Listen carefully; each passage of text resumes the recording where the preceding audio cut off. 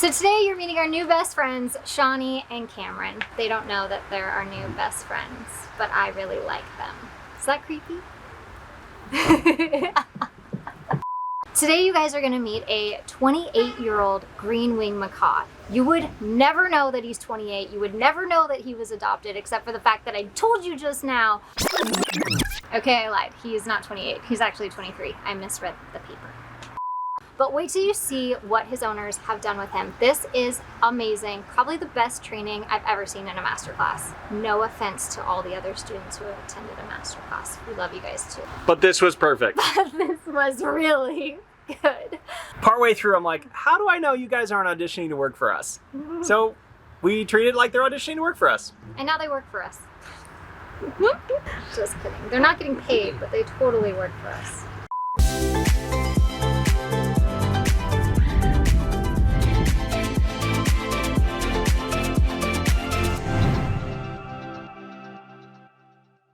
So the main goal for today is potentially flight training, but we don't know how long he had been clipped in his life. We're presuming that he was clipped because he doesn't really have a huge interest in using his wings at all, but we would like to give him that gift. We understand that miracles cannot happen in one class, but we just want some guidance on how we can progress him at home, at least to encourage it as much as possible. Currently, we've tried a lot of things to get him to do like a hop, and he uses his beak as like a third leg. It's like he doesn't know he's a bird.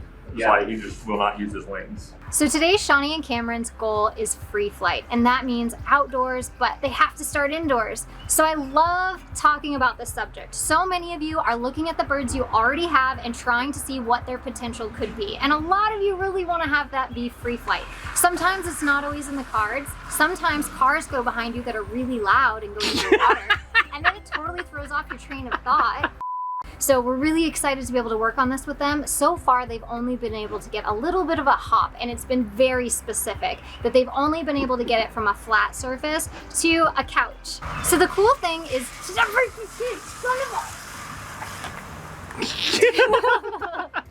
so the cool thing is we were able to recreate that today. We took 2 chairs and we were able to get Bubba to actually walk across one to the other and then back, and then we were able to make slow approximations. Now, I say we very lightly. Dave and I had very little to do with this training today. I felt like we were just watching this beautiful progression of 2 trainers working beautifully together. If she clicked when it was 1 foot, the bird isn't really sure if it's supposed to just straddle the chairs or move all the way over. So the clicker timing is super important.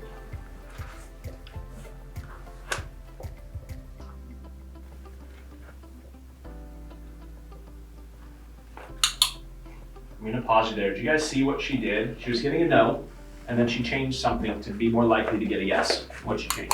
Show the treat, that's one of them, yes. Anything else? She moved her body. She put her body onto the side that the bird is more likely to go to. There is a little bit of reinforcement, just your presence next to the bird.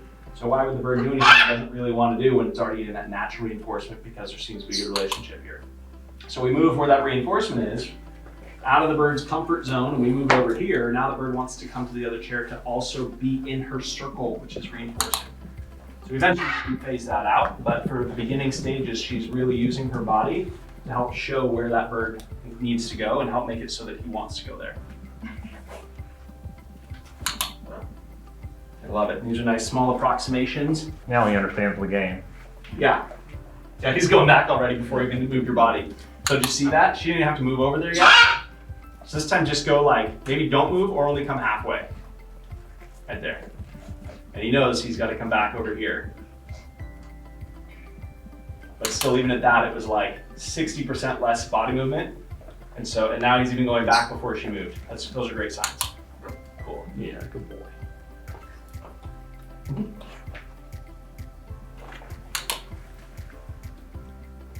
Good job working together on that. Looks great. Good. Getting there. Cameron and Shawnee work effortlessly together, and I'm sure that they put a lot of effort into that, but today they were able to communicate quietly as Shawnee tried to get a progression of Bubba walking across the, wow. How's it going? It's not going well. So as we watched Shawnee try to get Bubba to go across these two chairs, there was a point in time where she was trying to move the chair a little further away, but she couldn't get away with it without Bubba seeing her, and she was really trying to avoid that. But Cameron caught on, and while Bubba walked to one chair, he just moved it slightly. The cool thing is every time we saw them make an approximation, the bird didn't hesitate to do it. So it almost went unnoticed in a way, even though it did change the proximity. And it was really cool to see Bubba finally have to use his wings to get across, and they really focused on building his confidence in class today. So even though they started at a different point that was more progressive at home, they knew that we couldn't just start there today in a brand new environment. I love that they worked back up to it. Now what this looks like long term is just simply expanding on this distance and really working on Bubba's confidence before they start increasing all these approximations. You could see today it was a great example of increasing approximations based on the confidence level that Bubba already had. But when you start to push too far too fast, that's where you're going to get ultimate hesitation and then just a refusal of the bird doing that behavior. Yeah. So, because he's naturally showing he wants to get back to that one. Perfect. So we'll give the treat there. Okay, so this time you'll click when he comes over here, show him the treat, and put it on the far chair. Okay.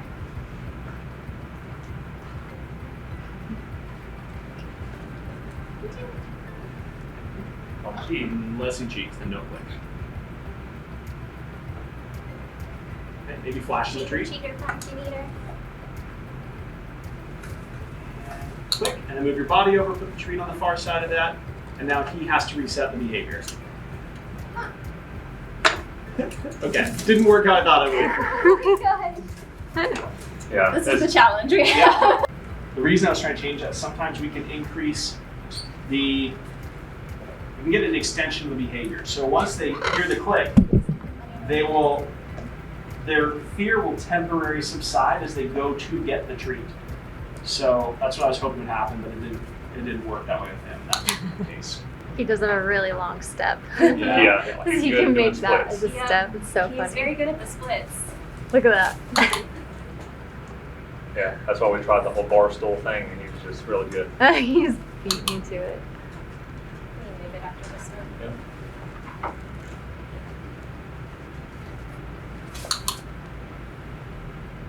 I love two things that happen there: the clear communication between both the trainers. Nice, we got a little hot. But then also the discreet moving of the chair. We didn't break confidence by having him watch the chair move. Like, I'm sure he was aware of it, but he was so focused on getting that treat. Nice. That was really good. You got the wing flutter. Good job giving extra treats on that. The natural inclination here to be like, that was great, let's push further. Let's stay where it's working and build confidence here. Remember that thing where I just stand on your hand and you put me there? Do that? That sounds fun. I don't know how many times they'll just be standing somewhere and just put up a foot. It's like, come get me. Take me where I need to go.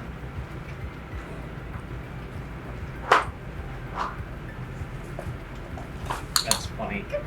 He negotiated with you over half an inch. Yeah. So what that tells me is this bird was likely clipped as a baby and fell and knows it is his belief beyond a shadow of a doubt that it hurts to try to fly. He loves this distance. And that's a really hard thing. At one point today in the training, Dave wanted to show an example to another student. So he asked Cameron to move the training stand and Bubba all the way to the other side of the room, even though we were having a lot of success on the first side of the room. Now, when he did this, it changed everything, and Bubba became very heightened. It could have had to do with the change of environment. It could have had to do with the phone being close, the camera being close. We were really trying to get a pristine example of something, and so it was awesome because Cameron didn't fight through that. He backed off, waited for Bubba to become less heightened, and was able to say, hey, I think these elements or these variations are really leading to this heightened behavior. Let's wait for this to decrease, or let's change something so this decreases, and then we were able to set him back. Okay, so exactly what you did before. Whatever you're ready. So that head bobbing is him getting super heightened. Do you want to do calm on cue, like you some of the fluff? Yeah. That's the way now. Okay. And this could be the phone, it sounds like. Yeah. There's Step something. back just a little bit, babe.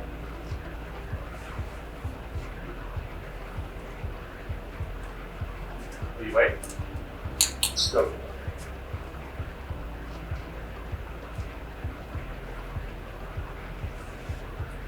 Step up. Just hike. Okay, we're going to step over here. That was great.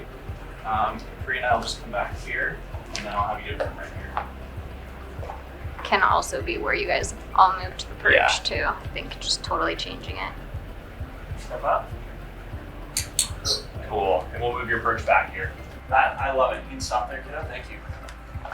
The reason I wanted to film that is that was a picture-perfect example of what we call permission-based training.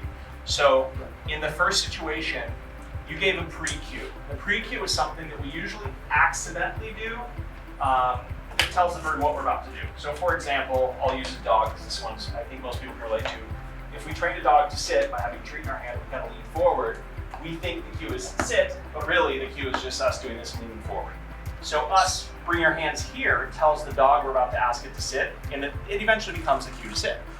And what I noticed you did with, it appeared to be with intention, is he first, when the bird's too heightened, he said, you want to step up, and he waved his hand. This was a pre-cue, looking for a response from his bird to see if Bubba was willing to step up. There was a clear no for a moment.